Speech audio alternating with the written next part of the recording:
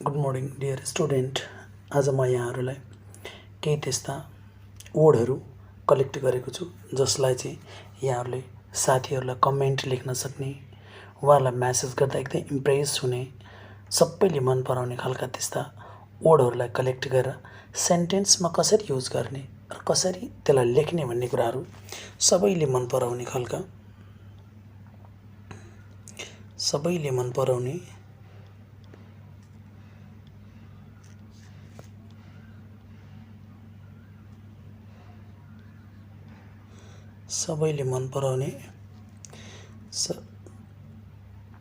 Impress हुने भनौँ न, इम्प्रेस हुने खालका वर्डहरू आज म यहाँ कलेक्ट गरेको छु। ती वर्डहरूलाई चाहिँ म यहाँहरूलाई सेन्टेन्स बनाएर देखाउने छु। तपाईहरु पनि अझ त्यसबाट त्यही वर्डलाई युज गरेर फरक सेन्टेन्सहरू बनाएर आफ्नो साथीहरूलाई, केटाले केटी साथीलाई, केटीले केटा साथीलाई इम्प्रेस गर्नुहोला। पक्कै पनि सबैलाई मनपर्छ त्यस्ता वर्डहरू छन्। लागौँ है त अब विषयवस्तुतिर।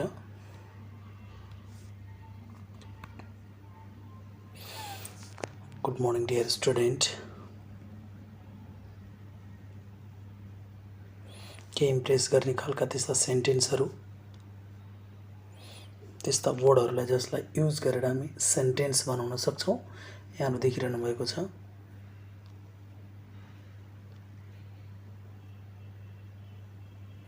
एडोरेबल। एडोरेबल भनेको मनमोहक, प्यारो, मनमोहक। यसलाई तपाईहरुले मनमोहक, प्यारो, प्यारो यी शब्दहरू एकदमै प्यारो शब्दहरू, राम्रो वर्डहरू हो। यसलाई हामीले you are adorable my love, you are adorable my love, तिमी प्यारी छौ मेरी माया भनेर यसरी तपाईहरुले चाहिँ यसलाई लेख्न सक्नुहुन्छ। अब यसमा चाहिँ तपाईले you are adorable my baby, you are adorable my mom, तपाईले जे पनि जसलाई पनि लेख्न सक्नुहुन्छ। जस्तै you are adorable my baby भनेर पनि लेख्न सक्नुहुन्छ। यसरी तपाईहरुले आफूले पनि प्र्याक्टिस गर्नुहोला। जबसम्म तपाईहरुले लेख्नुहुन्न तबसम्म तपाईहरुमा चाहिँ कन्फिडेन्स बिल्डअप हुँदैन।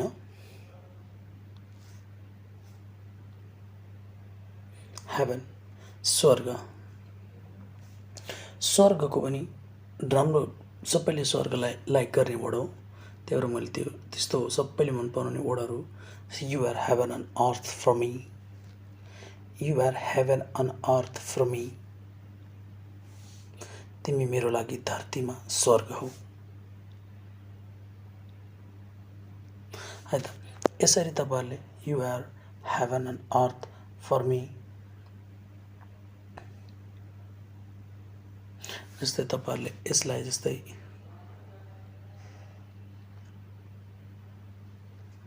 my mom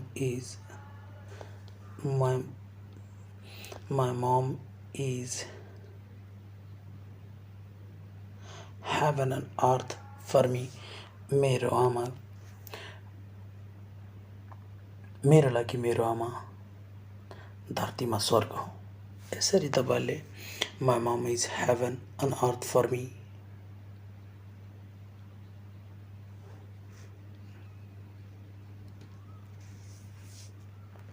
मेरो लागि मेरो आमा धरतीमा स्वर्ग हो। है त यसरी तपाईहरुले विभिन्न सेन्टेन्सहरू आफै पनि बनाएर लेख्न सक्नुहुन्छ। है त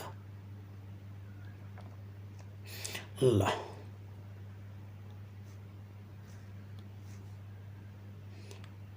एलिजेन्ट, रमणीय, रुचिपूर्ण। यहाँ मैले सबै सुन्दर सुन्दर वर्डहरू कलेक्ट गरेको छु। कृपया भिडियो अन्तिमसम्म हेर्नुहोला। अझ चाहिँ रमाइलो रमाइलो वर्डहरू राखिदिएको छु मैले यहाँ। यु आर सो एलिजेन्ट, तिमी अति सुन्दर छौ।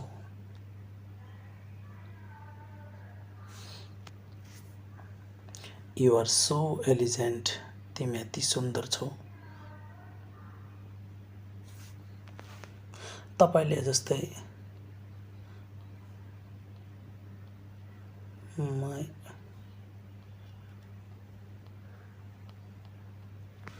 my friend is so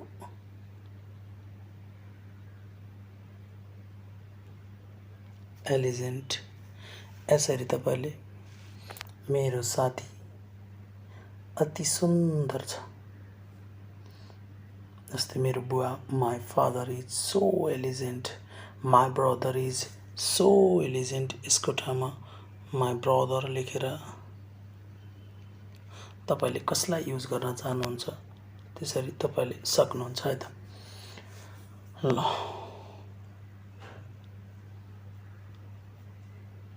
beautiful, यो सबैलाई मनपर्ने वर्ड हो। ब्युटिफुल, सुन्दरी, प्यारी, यो सबैले जान्नुभएको छ। You are the most beautiful in the world. यसरी तपाईँले चाहिँ प्रयोग गर्न सक्नुहुन्छ। तिमी संसारभरिमा धेरै सुन्दर छौ। जस्तै तपाईँले यो शब्द साथीलाई, आमालाई, दिदीलाई, जस्तै my mom is the most beautiful in the world. जस्तै तपाईँले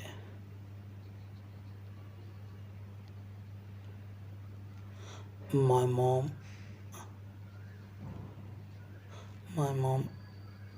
is the most beautiful।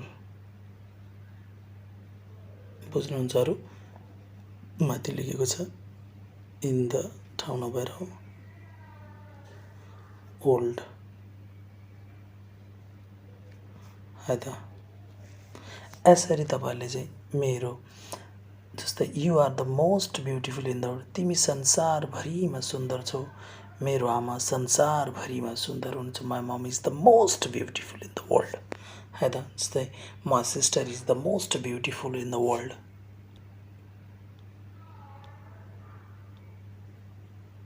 Pretty, सुन्दर, यो तपाईहरु सबैलाई मनपर्ने वर्ड नै हो।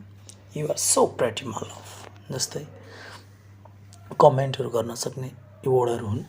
You are so pretty my love, तिमी धेरै सुन्दर छौ मेरी माया।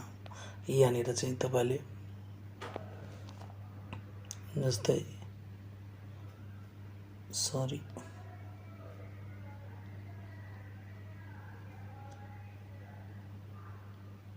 You are so pretty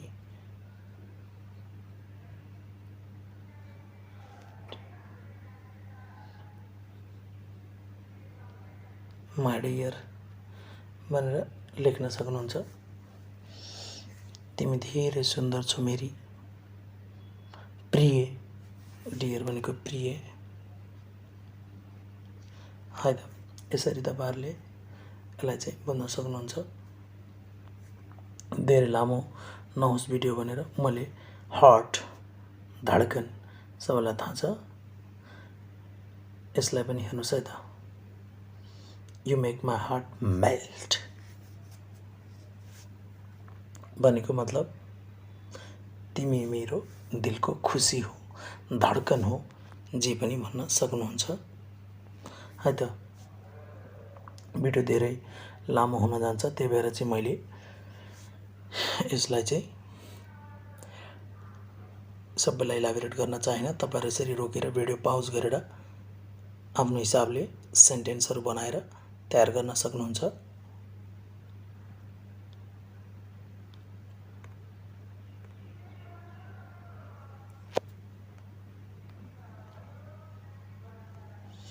lovely, अति सुन्दर, प्रायः जसो सबैले लभली लभली भन्नुहुन्छ।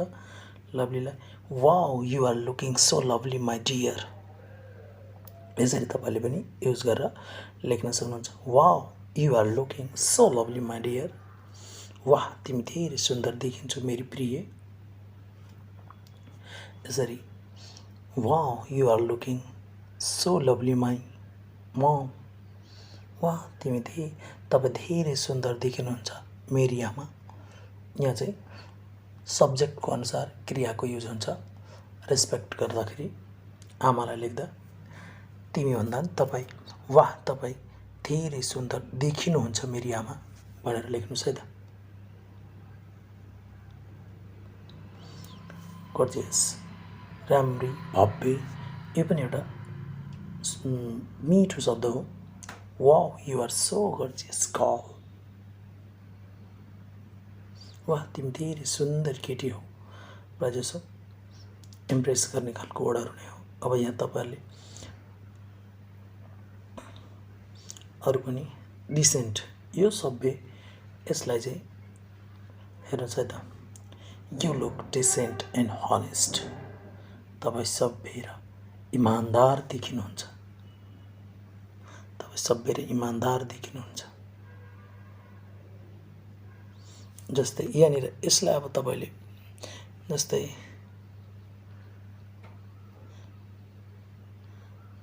सी लुक्स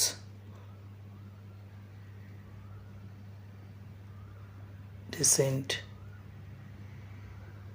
एन्ड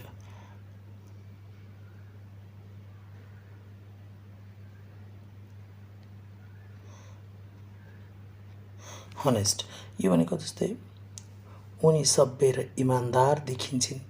यसरी अब तपाईँले आफ्नो हिसाबले जसलाई जे पनि लेखेर वर्डहरू बनाउन, सेन्टेन्सहरू बनाउन सक्नुहुन्छ है त। यसरी सिद्धिन्छ। भिडियो धेरै लामो नहोस् भनेर छोटो गरेको मैले। तपाईँहरूले कमेन्ट गर्नुभयो भने यस्ता अझ भिडियोहरू पनि, अझ राम्रो राम्रो वर्डहरू पनि कलेक्ट गर्छु म र लिएर आउनेछु। Please subscribe my channel, please like, share and comment also. Bye.